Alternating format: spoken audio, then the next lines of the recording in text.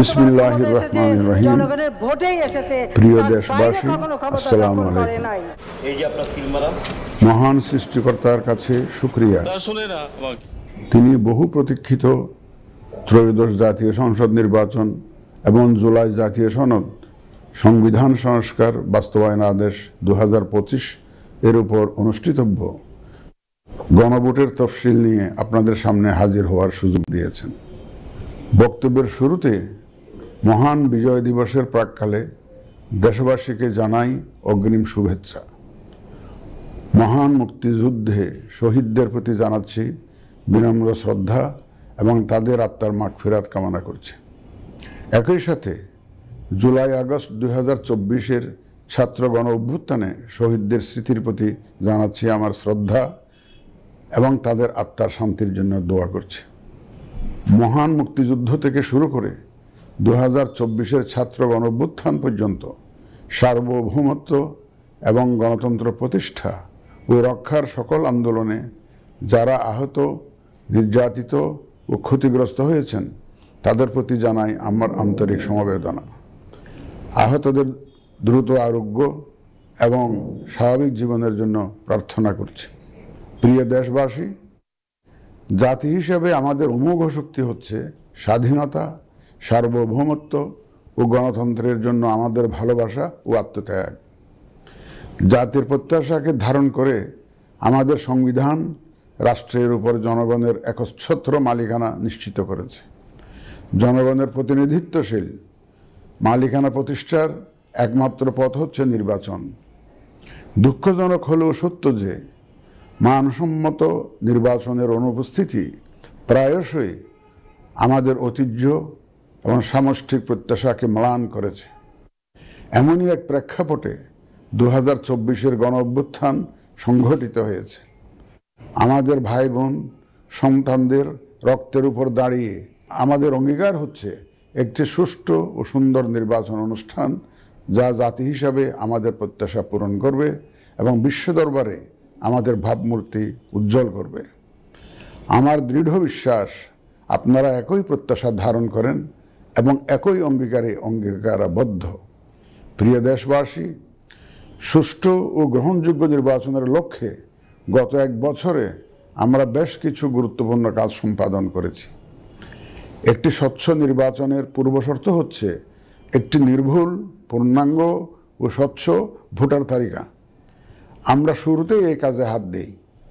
গত এক বছরে নতুন ভোটার অন্তর্ভুক্তির পাশাপাশি ভোট বিমুখ এবং বাদ পড়া প্রায় 45 লক্ষ ভোটারকে তালিকায় অন্তর্ভুক্ত করা হয়েছে এবং 21 লক্ষাধিক মৃত ভোটারকে তালিকা থেকে বাদ দেওয়া হয়েছে।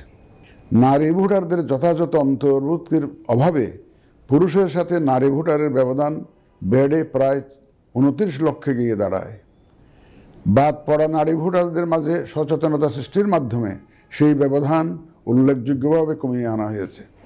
আইন সংশোধন করে ভোটার হওয়ার যোগ্যতার তারিখ প্রতি বছর 1 জানুয়ারির পরিবর্তে কমিশন কর্তৃক নির্ধারিত দিনে নির্ধারণ করা হয়েছে। এর ফলে 31 অক্টোবর 2025 পর্যন্ত যোগ্য তরুণ ভোটারগণ ভোট দিতে পারছেন। গত 18 নভেম্বর প্রকাশিত তালিকা অনুযায়ী বর্তমানে দেশে ভোটারের সংখ্যা দাঁড়িয়েছে 12,76,95,183 জনে। এর মধ্যে পুরুষ ভোটারের সংখ্যা 6,48,14,907 জন এবং নারী ভোটারের সংখ্যা 6,28,79,042 জন। গত এক বছরে নির্বাচন কমিশনের সক্ষমতা বৃদ্ধির পাশাপাশি সংশ্লিষ্ট সকলের জবাবদিহিতা বাড়াতে আমরা বহুবিধ আইনি ও কাঠামোগত সংস্কার সম্পন্ন করেছি। গণপ্রতিনিধিত্ব আদেশ এবং রাজনৈতিক দল ও প্রার্থীদের আচরণবিধিতে যথাযথ পরিবর্তন, সংশোধন ও পরিমার্জন করা হয়েছে। নির্বাচন ব্যবস্থা সংস্কার কমিশনের বিভিন্ন সুপারিশের পাশাপাশি নির্বাচন কমিশনের নিজস্ব মূল্যায়ন ও অংশীজনের পরামর্শের ভিত্তিতে এসব সংস্কার করা হয়েছে। এই উদ্যোগ সফলভাবে সম্পন্ন করতে সহযোগিতার জন্য আমি অন্তর্বর্তীকালীন সরকার, নির্বাচন ব্যবস্থা সংস্কার কমিশন ও জাতীয় ঐকমত্য কমিশন সহ সকল অংশীজনদের জানাই আমার কৃতজ্ঞতা। প্রিয় দেশবাসী, বিভিন্ন কারণে এবারের নির্বাচন আমাদের জাতির ইতিহাসে অনন্য ও গুরুত্বপূর্ণ। প্রথমত, প্রকৃত গণতান্ত্রিক ধারা পুনঃপ্রতিষ্ঠার পাশাপাশি কাঙ্ক্ষিত সংস্কার প্রশ্নে সিদ্ধান্তের নির্বাচন এটি। এবার জাতীয় সংসদ নির্বাচন ও গণভোট একই দিনে অনুষ্ঠিত হবে, যা একটি নতুন অভিজ্ঞতা। দ্বিতীয়ত, সংশ্লিষ্ট সকল রাষ্ট্রীয় ও গণতান্ত্রিক প্রতিষ্ঠানের জন্য এই নির্বাচন হচ্ছে সক্ষমতা প্রমাণ করে ভাবমূর্তি পুনরুদ্ধারের অনন্য সুযোগ। তৃতীয়ত, দীর্ঘ গণতান্ত্রিক আন্দোলন সংগ্রামের পর দেশের স্বার্থে রাজনৈতিক দলসমূহের মাঝে সৌহার্দ্যপূর্ণ গণতান্ত্রিক প্রতিযোগিতার ধারা প্রবর্তনের দাবি রাখে এই নির্বাচন। চতুর্থত, প্রায় অকার্যকর পোস্টাল ভোট ব্যবস্থাকে পরিমার্জন করে এই নির্বাচনে একটি কার্যকরী রূপ দেয়া হচ্ছে। বিশেষ করে বাংলাদেশের অন্যতম চালিকা শক্তি আমাদের রেমিটেন্স যোদ্ধা তথা প্রবাসী বাংলাদেশি ভোটারদের প্রথমবারের মতো ভোটের আওতায় আনা হচ্ছে। একইভাবে প্রথমবারের মতো ভোটের আওতায় আসছেন আইনি হেফাজতে থাকা ভোটারগণ। এছাড়াও নিজ নির্বাচনী এলাকার বাইরে কর্মরত সরকারি কর্মচারী এবং নির্বাচন অনুষ্ঠানের সাথে সম্পৃক্ত ব্যক্তিগণ পোস্টাল ব্যালটের মাধ্যমে এবার ভোট দেবেন। প্রিয় ভোটারবৃন্দ, ভোট আপনার শুধু নাগরিক অধিকারই নয়, বরং পবিত্র আমানত ও দায়িত্ব। এই দায়িত্ব সচেতনভাবে আপনারা পালন করবেন, এ আমার বিশ্বাস।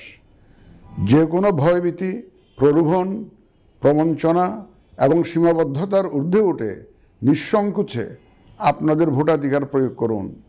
আপনাদের নিরাপদ ও উৎসবমুখর অংশগ্রহণ নিশ্চিতকল্পে সংশ্লিষ্ট সকল প্রতিষ্ঠান ও বাহিনী কাজ করবে। ধর্ম, গোত্র, গোষ্ঠী, লিঙ্গ নির্বিশেষে সকলে এই আনন্দ আয়োজনে অংশগ্রহণ করুন। পরিবারের প্রতিবন্ধী, বয়স্ক ও সন্তান সম্ভবা মা সহ সকলকে নিয়ে ভোট দিতে আসুন। আমি আশা করি আপনাদের স্বতঃস্ফূর্ত অংশগ্রহণের মাধ্যমে ভোটের অনুষ্ঠান উৎসবে রূপ নেবে। প্রবাসে বসবাসরত প্রিয় ভোটারগণ, প্রবাস থেকে ভোটদানের জন্য নিবন্ধন কার্যক্রম গত 18 নভেম্বর থেকে চলমান আছে।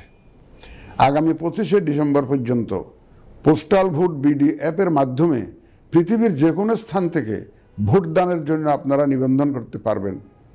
আপনারা এই সুযোগ গ্রহণ করে ভোটে অংশ নিন, দেশ গঠনে আপনাদের অধিকার বুঝে নিন। প্রবাসী ভোটারগণ ছাড়াও দেশের ভিতরের 3 ধরনের ভোটার পোস্টাল ব্যালটে ভোট দিতে পারবেন, যা ইতিমধ্যে উল্লেখ করেছি। প্রবাসী ভোটারগণের পাশাপাশি এই 3 ধরনের ভোটারগণ আগামীকাল থেকে শুরু করে আগামী 25 ডিসেম্বর 2025 পর্যন্ত পোস্টাল ভোট বিডি অ্যাপের মাধ্যমে এবং নির্ধারিত পদ্ধতিতে পোস্টাল ভোটের জন্য নিবন্ধন করতে পারবেন। ব্যক্তি ভোটার ও প্রতিষ্ঠানসমূহের প্রতি আমার আহ্বান, আসুন আমরা আমাদের ভোটাধিকার নিশ্চিত করি এবং ভোটে অংশ নেই। প্রিয় দেশবাসী, বর্তমান সময়ে সামাজিক যোগাযোগ মাধ্যমে বিভিন্ন বিভ্রান্তিমূলক তথ্য ছড়ানো হয়ে থাকে। বিশেষ করে কৃত্রিম বুদ্ধিমত্তা ব্যবহার করে অসত্য তথ্য ও অপতথ্যের বিস্তার দিনকে দিন বেড়ে চলেছে। প্রতিপক্ষ দল ও প্রার্থীকে হেয় করার পাশাপাশি নারীদের প্রতি বিদ্বেষমূলক প্রচারণা আমাদের ঐতিহ্যকে ক্ষুণ্ণ করে এবং নির্বাচনকে কলুষিত করে। দেশের প্রচলিত আইন অনুযায়ী এসব রোধে প্রয়োজনীয় ব্যবস্থা গ্রহণ করা হবে। আপনাদের প্রতি আমার বিশেষ অনুরোধ, অসত্য এবং অসৎ উদ্দেশ্যে প্রচারিত কোনো তথ্যে কান দিবেন না, গ্রহণ করবেন না। মনে রাখবেন, অসত্য তথ্য শেয়ার করাও শাস্তিযোগ্য অপরাধ। আমি এবার নির্বাচনে অংশগ্রহণে ইচ্ছুক প্রার্থী এবং দলসমূহের প্রতি 2-1টি কথা বলতে চাই। আসুন আমরা আচরণবিধি মেনে একটি শান্তিপূর্ণ ও উৎসবমুখর নির্বাচন নিশ্চিত করি। শান্তিপূর্ণ সহাবস্থান এবং পারস্পরিক শ্রদ্ধা নিশ্চিত করে ভোটারদের বিশ্বাস ও আস্থা অর্জনই হোক আপনাদের লক্ষ্য। নির্বাচনে দায়িত্ব পালনকারী প্রিয় সহকর্মীবৃন্দ, নির্বাচন কমিশন স্বচ্ছতা, নিরপেক্ষতা এবং দৃঢ়তার সাথে দায়িত্ব পালনে বদ্ধপরিকর। কমিশনের অংশ হিসাবে আপনারা নির্ভয়ে সততা ও নিরপেক্ষতার সাথে দায়িত্ব পালন করবেন। মনে রাখবেন, এ ব্যাপারে কোনো শিথিলতা বা গাফিলতি সহ্য করা হবে না। একটি সুন্দর ও গ্রহণযোগ্য নির্বাচন অনুষ্ঠানে সংবাদ মাধ্যম ও পর্যবেক্ষক সংস্থার সহকর্মীদের ভূমিকা অপরিসীম। আপনারা স্বাধীনভাবে সর্বোচ্চ পেশাদারিত্ব, নিরপেক্ষতা ও বস্তুনিষ্ঠতার সাথে আপনাদের দায়িত্ব পালন করবেন, এটিই আমাদের প্রত্যাশা। প্রিয় দেশবাসী, আমি এ পর্যায়ে নির্বাচনী তফসিল তথা নির্বাচন সংক্রান্ত সময়সূচি ঘোষণা করছি। আগামী 2026 সালের ফেব্রুয়ারি মাসের 12 তারিখ রোজ বৃহস্পতিবার 300 আসনে ত্রয়োদশ জাতীয় সংসদ সাধারণ নির্বাচন এবং একই সাথে জুলাই জাতীয় সনদ সংবিধান সংস্কার বাস্তবায়ন আদেশ 2025-এর উপর গণভোট অনুষ্ঠিত হবে। ত্রয়োদশ জাতীয় সংসদ নির্বাচনের জন্য মনোনয়নপত্র দাখিলের শেষ তারিখ আগামী 29 ডিসেম্বর 2025 রোজ সোমবার। মনোনয়নপত্র বাছাই হবে আগামী 30 ডিসেম্বর 2025 রোজ মঙ্গলবার হতে 4 জানুয়ারি 2026 রোজ রবিবার পর্যন্ত। রিটার্নিং অফিসারের আদেশের বিরুদ্ধে কমিশনে আপিল দায়েরের শেষ তারিখ 11 জানুয়ারি 2026 রোজ রবিবার। কমিশনে দায়েরকৃত আপিল নিষ্পত্তির তারিখ 12 জানুয়ারি 2026 রোজ সোমবার থেকে 18 জানুয়ারি 2026 রোজ রবিবার পর্যন্ত। প্রার্থিতা প্রত্যাহারের শেষ তারিখ 20 জানুয়ারি 2026 রোজ মঙ্গলবার। রিটার্নিং অফিসার কর্তৃক চূড়ান্ত প্রার্থী তালিকা প্রকাশ ও প্রতীক বরাদ্দ 21 জানুয়ারি 2026 তারিখ রোজ বুধবার। নির্বাচনী প্রচারণা চলবে 22 জানুয়ারি 2026 রোজ বৃহস্পতিবার হতে ভোট গ্রহণ শুরুর 48 ঘন্টা আগ পর্যন্ত তথা আগামী 10 ফেব্রুয়ারি 2026 রোজ মঙ্গলবার সকাল 7:30 পর্যন্ত। ভোট গ্রহণ হবে 2026 সালের ফেব্রুয়ারি মাসের 12 তারিখ রোজ বৃহস্পতিবার। নির্বাচন প্রক্রিয়ায় সকল রাজনৈতিক দল ও প্রতিদ্বন্দ্বী প্রার্থী সহ ভোটারদের আন্তরিক অংশগ্রহণ ও সক্রিয় সহযোগিতা কামনা করছি। সকলের প্রতি আমার আহ্বান, আসন্ন ত্রয়োদশ জাতীয় সংসদ নির্বাচন ও গণভোট সফল করে আমাদের গণতান্ত্রিক অগ্রযাত্রায় ঐতিহাসিক ভূমিকা রাখুন। মহান আল্লাহ আমাদের সহায় হন।